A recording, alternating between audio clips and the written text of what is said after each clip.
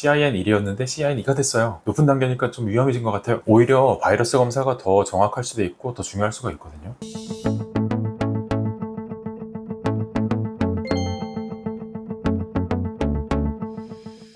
안녕하세요. IM닥터 임상락입니다. 오늘은 자궁경부 이형성증 환자분들이 자궁경부 암으로 갈 때 원인이 뭔지, 생활습관 중에서 어떤 거를 좀 더 신경을 쓰셔야 되는지 이런 내용들을 좀 설명을 드리려고 하는데요. 제일 먼저 꺼낼 얘기는 당연하겠지만 HPV예요.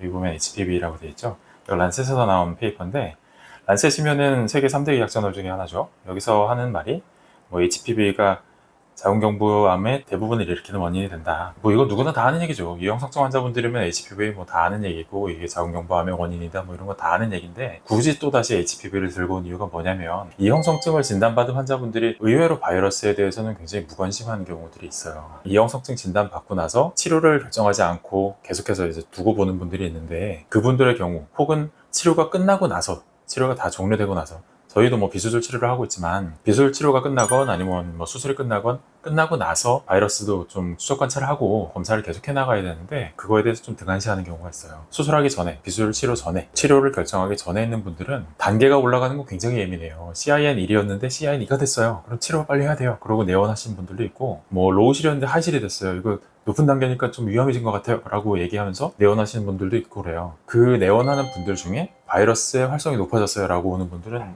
잘 못 본 것 같아요. 오히려 바이러스 검사가 더 정확할 수도 있고 더 중요할 수가 있거든요. 로우실이냐 하이실이냐 판단하는 세포진 검사는 자궁경부에 있는 세포를 모아서 그 수천 개의 세포 중에 일부만 보고 판단을 해요. 어떤 부위를 보냐에 따라서 좀 결과가 달라질 수가 있고, 조직 검사는 더하죠. 이렇게 넓은 자궁경부 중에 바늘구멍만한 거 서너 군데 보는 거거든요. 떼내는 부위마다 결과가 다 달라질 수가 있어요. 이런 결과를 놓고 단계가 높아졌냐 낮아졌냐 이걸 따지는 것보다, 바이러스 검사는, HPV 검사는 PCR 기반으로 하는 검사거든요. 그런 생화학적인 검사이기 때문에 단계가 플러스 하나였다가 갑자기 3개가 된다거나 이렇게 확 플럭추에이션이 굉장히 심한 그런 경우가 많지는 않아요. 감염돼 있던 바이러스의 번호가 확 늘었다가 확 줄었다가 이렇게 되는 경우가 많지는 않거든요. 오히려 점진적인 진행 상태를 파악하거나 내 자궁경부 이형성증이 좀 더 암 쪽으로 가고 있다거나 하는 내용을 파악하기에는 바이러스 검사의 결과를 확인하는 게 좀 더 중요하고 정확할 수가 있다는 얘기죠. 그런데 불구하고 그 검사에 대해서 등한시하는 경우들이 있다는 거, 이런 내용 때문에 누구나 신경 쓰고 있다고 생각하고 있지만, 다시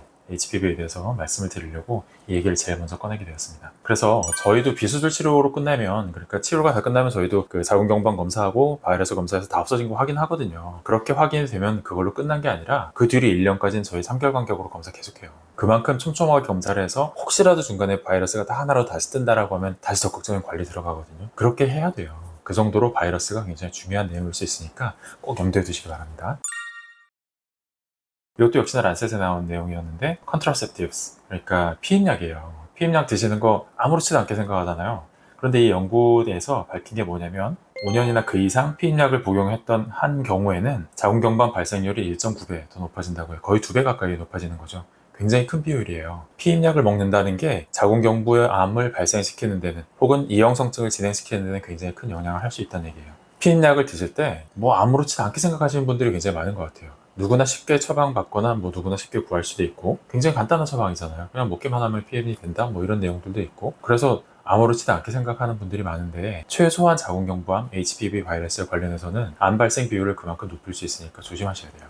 그래서 피임약을 아예 먹으면 안 된다 이런 얘기를 하는 게 아니라, 그 경중을 따져봐야 된다는 거죠. 피임약을 먹었을 때 나타나는 부작용과 피임이라는 그 효과 를 놓고 봤을 때 어느 쪽이 더 크냐에 따라서 복약을 결정하셔야 되는 건데, 묻지도 않고 따지지도 않고 그냥 나는 피임할 거니까 피임약을 먹어야지 이렇게 생각하시는 건 아니란 얘기죠. 그렇게 쉽게 결정할 만한 내용은 아니고, 특히나 오늘 이 영상을 보고 계실 HPV 감염 혹은 자궁경부 이형성증을 진단받은 그런 분들이라면 피임약 복약은 신중하게 결정하셔야 된다는 거예요. 세 번째로 말씀드리고 싶은 거는 시가렛, 그러니까 담배.